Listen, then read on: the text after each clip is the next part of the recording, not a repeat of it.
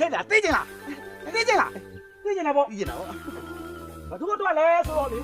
မင်းပဲဒီတော့ ဟာဟဲ့မောင်ကောသားမယ် နင်းအေးရအောင်လို့လင်းနဲ့ကိုနဲ့လေဒီလိုမှုရအကောင်းစားကြီးပေါ်မှာအေးရလိမ့်မယ်လို့ဘယ်တော့မှဝိုးမတွေးခဲ့မိတာအဲ့ဒါတီပြူသားဖားရဲ့ကျေးဇူးနော်သူတို့ကဈေးလျှော်ပြီလို့မဟုတ်ရင်ဒီဟိုတယ်တဲနေမှာမဟုတ်ရိုးရိုးတဲဟိုရမှာတော့တဲရမှာ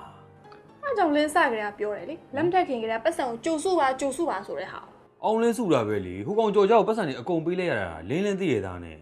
ဒါနဲ့ဒီပါအောင်အခုကပတ်စံလုံးလုံးလောက်ပါလာရဲ့လားဟိုတယ်ခမရှင်းနိုင်တော့ရှက်ကွဲမှာနော်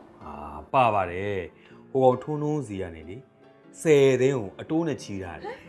အတိုးနဲ့ချီထားတယ် အင်း အဲ့ဆိုအတိုးတွေကပေးရအောင်မှာပေါ့ အိုးသူများပတ်စံကိုဒီတိုင်းချီလို့ရမလားအတိုးပေးရမှာပေါ့ မင်္ဂလာဦးညကလေးကအကျွေးနဲ့စပြန်ပြီ ကဲပါလေကိုယူထားတဲ့10သိန်းဆိုတာလေလေအလုပ်လုပ်ပြီးတော့ပြန်ဆက်လိုက်ခဏလေးနဲ့ကြည်သွားမှာပါစိတ်ညစ်စာကြီးတွေးမနေနဲ့နော်ပျော်နေရအောင်လေလားလို့အိပ်ရအောင် နင်ရောမထင်နဲ့ရှင်းစရာရှိသေးတယ် ဒီအချင်းဘာတွေရှင်းအောင်မလို့လဲ နေစမ်းမအောင်နေ့လေကလေဒါကိစ္စနဲ့တီရီကိုသွားကင်ရ ဟမ်မကိုင်မဟုတ်ဘာမှကိုင်လို့လေ ကင်နေလေပကုတ်နှခါအောင်ကင်နေလေ ပခုံးအေးလေဩမဟုတ်ပါဘူးအဲ့ဒါစကားပြောရင်းနဲ့အားပါသွားလို့ပါ